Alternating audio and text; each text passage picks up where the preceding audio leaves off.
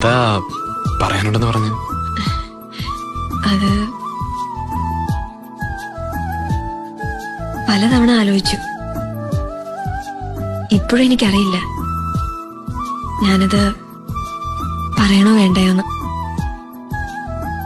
പറഞ്ഞില്ലെങ്കിൽ ഒരു പക്ഷേ എന്റെ മനസ്സ് ഒരിക്കലും അറിയാതെ പോവും.